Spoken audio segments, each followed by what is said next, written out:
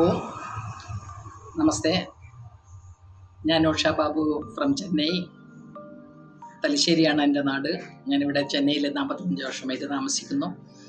ഇവിടെ വന്നിട്ട് പഠിച്ചു കഴിഞ്ഞ ശേഷം ഇവിടെ വന്ന് ജോലി കിട്ടും എന്നൊക്കെ പറഞ്ഞിട്ട് വന്നിട്ട് 1 വർഷം കൊണ്ട് തന്നെ ഇവിടുന്ന് കല്യാണം കഴിച്ചു കൊടുത്തു. അപ്പം ഇവിടെ തന്നെ സെറ്റിലായി. അപ്പം 2 പെൺകുട്ടികളുണ്ട്. അവരുടെ പഠിപ്പുകൾ, കല്യാണം, പ്രസവം ഇതൊക്കെ കഴിഞ്ഞ് ഇങ്ങനെ ഞാനും ജോലിക്ക് പോകുന്നുണ്ട്. സോ ഭയങ്കര ഒരു ടെൻഷനായിട്ടുള്ള ജീവിതമായിരുന്നു. അപ്പം ഞാൻ പറയാൻ വന്നത് ധ്യാനത്തിനെ പറ്റി പറയാൻ വേണ്ടിയിട്ടാണ്. അപ്പോൾ ടെൻഷനുള്ള ജീവിതത്തിൽ ശരി, ഞാൻ കുറച്ച് 45 വയസ്സാകുമ്പോഴേക്കും എനിക്ക് കുറച്ച് എന്താ പറയണ്ടേ, ഷുഗർ, കൊളസ്ട്രോള്, തൈറോയിഡ് അങ്ങനെയുള്ള പല അസുഖങ്ങളും വന്നാലും ജീവിതം എങ്ങനെ മുന്നോട്ട് പോയിക്കൊണ്ടിരിക്കുന്ന സമയത്ത് ശരി, യോഗ ക്ലാസ് ബാബ രാംദേവിൻ്റെ യോഗ ഹരിദ്വാറിലുണ്ടായിരുന്നു. അവിടെ പോയി ട്രെയിനിങ് എടുത്ത് യോഗ ക്ലാസ് 18 വർഷം വരെ ക്ലാസ് എടുത്തുകൊണ്ടിരിക്കുന്നുണ്ട്. ഞാനും ചെയ്യുന്നുണ്ട്. എനിക്ക് അതൊരു സോഷ്യൽ സർവീസാണ് ഞാൻ ചെയ്യുന്നത്. കാലത്തിന് വീട്ടിലെ ഡപ്പ ജോലിയൊക്കെ കുറേ കഴിഞ്ഞ് പിന്നെ ക്ലാസ് എടുത്ത് 6 മണിക്ക് മുതൽ 7:15 7:30 മണി വരെയും ക്ലാസ് കഴിഞ്ഞ് തിരിച്ച് വീട്ടിൽ വന്ന് ജോലി. അങ്ങനെ ഒരു ടെൻഷനിൽ ജീവിതത്തിൽ ഇങ്ങനെ പോയിക്കൊണ്ടിരിക്കുമ്പോൾ 2-3 വർഷം മുമ്പ് കുറച്ച് വയ്യാണ്ടായി. കാലുവേദന, നടുവേദന ഇങ്ങനെയൊക്കെ ആയിട്ട് കാല് 2 ഓപ്പറേഷനൊക്കെ ചെയ്യണമെന്നൊക്കെ പറഞ്ഞപ്പോൾ പിന്നെ പേടി തുടങ്ങി. 2 മക്കളും ഇല്ല, ആരുമില്ല, അടുത്തില്ല. ഞാനും ഹസ്ബൻഡ് മാത്രമേ ഉള്ളൂ. അപ്പം നമ്മുടെ കാര്യങ്ങളൊക്കെ ചെയ്യാൻ പറ്റുന്നില്ല. കാലിൻ്റെ മുട്ട് ഭയങ്കര വേദന, നടക്കാനൊക്കെ ബുദ്ധിമുട്ട് എന്നൊക്കെ പറയുന്നത് കർമ്മദോഷം നമുക്ക് ഉള്ളത് നമ്മൾ ഇതിനെ അനുഭവിക്കണമല്ലോ. അതങ്ങനെ വന്നപ്പം ഫിസിയോതെറാപ്പി ചെയ്യുമ്പോൾ ബാക്ക് പെയിൻ നടുവിന് ബാധിച്ചു. അതങ്ങനെ കുറച്ച് വല്ലാത്തൊരു വിഷമം തോന്നി, ബുദ്ധിമുട്ട്, മാനസികമായിട്ട് തളർന്ന് കിടക്കുന്ന സമയത്താണ് ഒരു ചേച്ചീൻ്റെ മകൾ സുജയ, അവളാണ് സുപ്രിയ മാമെ ഇൻട്രൊഡ്യൂസ് ചെയ്തത്. ശരി, അങ്ങനെ മെഡിറ്റേഷൻ ചെയ്ത് നോക്കൂ നിങ്ങൾ ചെയ്യുന്നത്. അപ്പം ഞാൻ പറഞ്ഞു, ഈ ശരീരത്തിൻ്റെ വേദന ഇതൊക്കെ മെഡിറ്റേഷനിൽ എങ്ങനെ ശരിയാവും?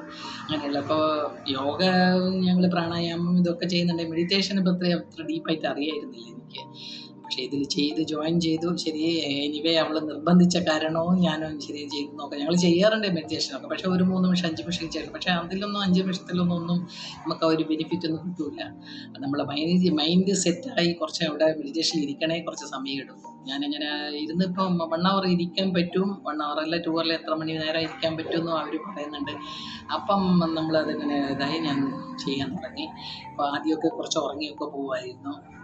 പിന്നെ അറിയില്ല. പിന്നെ ചിലപ്പോൾ ക്ലാസ് കഴിഞ്ഞാൽ കൂടെ അറിയായിരുന്നില്ല. അങ്ങനെ അപ്പം നമ്മളുടെ ശരീരത്തിൻ്റെ ക്ഷീണം കൊണ്ടും നമുക്കത് സംഭവിക്കാമല്ലോ. അങ്ങനെ പിന്നെ അതിനുള്ള ബെനിഫിറ്റ്സ് എനിക്ക് കിട്ടാൻ തുടങ്ങി. എനിക്ക് മനസ്സിലായി, ഈശ്വരൻ നമ്മളെ മനസ്സിൽ നമ്മുടെ ഉള്ളിലുള്ള ജീവാത്മ പരമാത്മനൊക്കെ ചേർത്ത് കണ്ടുപിടിക്കാൻ നമ്മുടെ ശ്വാസമാണ് നമുക്കെല്ലാം. പഞ്ചഭൂതങ്ങളിലുണ്ടായ ശരീരമാണ് നമ്മൾക്ക് ഇതിലൊക്കെ വായു, നമുക്ക് പ്രാണവായുവാണ് മുഖ്യം. അത് വായു പോയി എന്ന് പറഞ്ഞാൽ പറയില്ല, കാറ്റ് പോയി എന്നൊക്കെ പറയുന്നില്ല. പ്രാണവായു ഇല്ല എന്ന് പറഞ്ഞാൽ നമ്മുടെ ജീവൻ പോയി എന്നല്ല അർത്ഥം. അതുപോലെ പ്രാണവായുവാണ്. അതിനെ ശ്രദ്ധിച്ചുകൊണ്ട്, അത് അനാപാനസതി എന്ന് പറയുന്ന പോലെ നമ്മൾ ഇൻഹെയിലിങ് എക്സെയിലിങ് അത് തന്നെ ശ്രദ്ധിച്ചുകൊണ്ടിരിക്കണം എന്ന് പറയുന്നത്. എന്നാലും നമ്മുടെ മനസ്സിനെ കൺട്രോൾ ചെയ്യാൻ കുറച്ച് ബുദ്ധിമുട്ട് തന്നെയാണ്. ഇത് തന്നെ ശ്വാസം മാത്രം വിചാരിക്കുക, വേറെ ഒന്നും ചിന്തിക്കണം എന്നുള്ള ചിന്തകളാണ് നമ്മളിങ്ങനെ പലവിധ ഇതിൽ കൊണ്ടുപോകുന്നത്. അപ്പോൾ നെഗറ്റീവ് ചിന്തകൾ നമുക്ക് വേഗം അട്രാക്റ്റ് ചെയ്യും.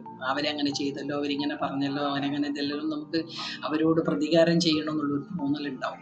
ചില സമയത്തൊക്കെ പറഞ്ഞല്ല, തിരിച്ചു പറയണം, തിരിച്ചു ബഹളം വെക്കണം. പക്ഷേ എങ്കിൽ ഈ ധ്യാനത്തിൽ വന്നതിന് ശേഷം അതൊക്കെ വേണ്ട, അവരങ്ങനെ അവരുടെ സ്വഭാവം അവർ കാണിക്കുന്നു. നമ്മളെന്തിന് പോകണം, നമ്മളത് ചെയ്യണ്ട എന്നുള്ളത് നമുക്ക് ധ്യാനത്തിലൂടെ മനസ്സിലാവുന്നുണ്ട്. അതുകൊണ്ട് ഞാനിപ്പം കുറേ കൺട്രോൾ ചെയ്യുന്നുണ്ട്. പല വിധത്തിലുള്ള നന്മകളുണ്ട്. ഇതൊക്കെ ഇപ്പോൾ ഒരുപാട് പറയണം. അതുകൊണ്ട് പലവിധ നന്മകളുണ്ട്. ഓരോരോ സിറ്റുവേഷനിൽ ഓരോന്ന് വരുന്നത്. ഇപ്പം കഴിഞ്ഞ 2 ആഴ്ച മുമ്പേയും കൂടെ ഭയങ്കര ഒരു പ്രശ്നം വന്നു ഞങ്ങളുടെ വീട്ടിൽ. അപ്പം എന്നെ വേണ്ടാത്തതൊക്കെ പറയുമ്പോൾ അവർക്ക് ദേഷ്യം വന്നിട്ടാണ് അവർ പറയുന്നത്. പക്ഷേ എങ്കിൽ നമ്മൾ ഇല്ലാത്തത് വേണ്ടാത്തതൊക്കെ പറയുമ്പോൾ നമുക്ക് ഇന്നും ടെൻഷൻ കൂടും. പക്ഷെ ഞാൻ വിചാരിച്ചു, അവരെവിടെ നിന്ന് പറയട്ടെ, പറഞ്ഞു കഴിഞ്ഞാൽ കുറച്ച് സമാധാനം. ഞാൻ 2 കൈ കൊണ്ട് പുറത്ത് പിടിച്ച് മെഡിറ്റേഷനിലിരുന്ന് എനിക്ക് അവരെന്താ പറഞ്ഞ് കുറേ കഴിഞ്ഞപ്പോൾ അവരങ്ങടങ്ങയും മിണ്ടാണ്ട് പോയി. അപ്പം നമ്മൾ മനസ്സിനെ കൺട്രോൾ ചെയ്ത് കൊണ്ടുവരാനുള്ള പവർ നമുക്കുണ്ട്. നമ്മളെ കൊണ്ട് പറ്റും. നമ്മൾ പറയുന്നത് നെഗറ്റീവ് ആരും എന്ത് പറഞ്ഞൂടെ, നെഗറ്റീവുകൾ നമ്മുടെ ഇങ്ങനെ വന്നുകൊണ്ടിരിക്കും. അതൊന്നും ശ്രദ്ധിക്കേണ്ട. നമ്മളതൊക്കെ വിട്ടിട്ട് പോകണം. നമ്മളെ നമ്മുടെ ഉള്ളിലുള്ള ദൈവത്തെ നമ്മൾ കണ്ടറിഞ്ഞ് നമ്മൾ ധ്യാനത്തിലൂടെയാണ് നമുക്കെല്ലാം പറ്റുന്നത്. ഇനിയും കുറേ നേരം ധ്യാനത്തിലിരിക്കണം. പക്ഷേ വീട്ടിലുള്ള സിറ്റുവേഷൻ കാരണം നമുക്ക് കുറച്ച് സമയം പറ്റുന്നുള്ളൂ. അതുകൊണ്ട് കഴിയുന്നതും ഒരുപാട് ഇതുണ്ട്. ഞാൻ പിന്നീട് പറയാം അതിനെപ്പറ്റിയൊക്കെ. വളരെ നന്ദി എന്നെ ഇതിൽ ചേർത്ത് വിട്ടവർക്കും സുപ്രിയ മാമിനും. അതുകൊണ്ട് ചില സമയത്തൊന്നും പറ്റുന്നില്ല. ഞാൻ ക്ലാസ്സിൽ അറ്റൻഡ് ചെയ്യുന്നില്ലെങ്കിൽ കൂടെ ഞാൻ എപ്പോഴും എപ്പോഴും ചെയ്യാറുണ്ട്. ചെയ്യും. എനിക്ക് സമയം തോന്നുമ്പോൾ. എനിക്ക് ഉറക്കത്തിനൊന്നും ഒരു ബുദ്ധിമുട്ടൊന്നുമില്ല. ഒരുപാട് ഉറക്കം വരുന്നേ ഉള്ളൂ. അതുകൊണ്ട് ഞാനിപ്പം ഇതിനോട് എന്ത് വലിയ വലിയ പ്രശ്നങ്ങൾ വന്നാൽ സീരിയസ് ആയിട്ട് എടുക്കാറില്ല. നമുക്കുള്ളത് നമ്മൾ അനുഭവിക്കണം. നമ്മൾ ഈ ധ്യാനത്തിലൂടെ നമുക്ക് എന്തും കൺട്രോൾ ചെയ്യാനുള്ള പവറുണ്ട്. അതുകൊണ്ട് വളരെ നന്ദി, നമസ്കാരം. എന്നെ ചേർത്തൊക്കെ എല്ലാവർക്കും നമസ്കാരം. Thank you all masters. Thank you.